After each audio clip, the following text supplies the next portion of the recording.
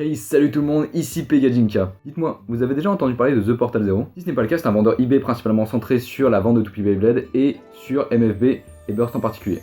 On en a pas mal entendu parler dans la sphère Beyblade, notamment avec des partenariats qui sont passés avec des youtubeurs que vous connaissez certainement déjà, comme Storm ou Golden Belu par exemple. Et quand on entend parler de The Portal Zero, la plupart des temps c'est pour dire qu'ils sont absolument géniaux, que leurs services sont abattables, que leurs délais de livraison sont absolument ouf.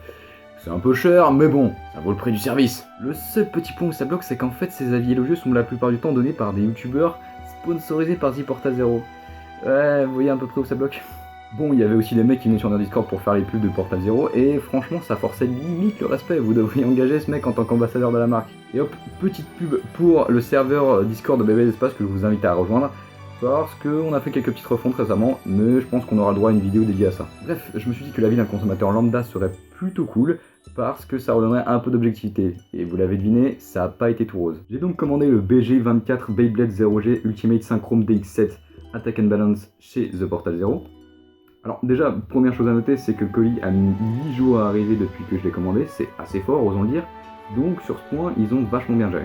J'ai donc déballé le set de son emballage avec la petite carte de visite là. Bon alors, on va revenir sur le service impeccable que j'ai mentionné. Déjà là, il y a un reste de sticker en forme d'étoile, je sais pas du tout ce que ça fout là. Ça doit être un set qui vient de la lignée des Joystar. Ici, le set est déchiré, ils ont essayé d'arranger ça avec du scotch, et derrière la boîte est assez pliée. Bref, la plupart du temps, ce genre de détails, je m'en fiche pas mal. Pour moi, l'essentiel, c'est que le contenu du set soit intact. Et là, bah, c'était le cas.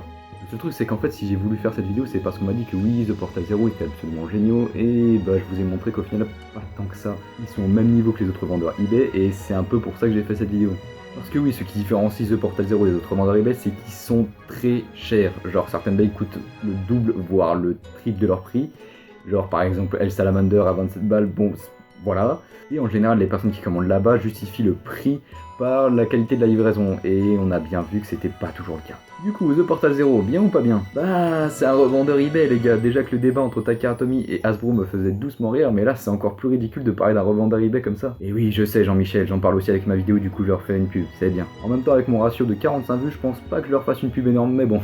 Honnêtement, mon but à travers cette vidéo, c'était avant tout de vous informer sur The Portal Zero et que vous enfermiez pas dans ce genre d'environnement à vous dire que c'est les meilleurs et qu'il faut absolument commander chez eux. Et le but, c'était pas non plus de les démonter, j'ai commandé qu'une seule fois chez eux et au vu de ce qu'ont eu les autres youtubeurs, ouais, c'est clairement moi qui ai pas eu de chance. Mais du coup, si je devais vous conseiller qu'une seule chose avec The Portal Zero, c'est faites comme vous le sentez. Si pour vous le prix n'est pas une barrière et que vous avez la flemme de chercher sur eBay pendant des heures l'affaire qu'il vous faut, bah clairement c'est une bonne option pour ça. Par contre, si vous avez une bourse plus petite, c'est clairement pas la bonne option. Je vais prendre mon exemple. Moi, mes seules sources de revenus sont des petits jobs étudiants, donc forcément, des veilles à 27 balles, bah je me dis que je pourrais en commander une, voire deux, pour le même prix chez d'autres vendeurs. Bon, bah je pense que j'ai à peu près tout dit. Bon, ça m'a fait quand même un peu mal d'argumenter sur du carton, mais bon, c'était assez fun à faire.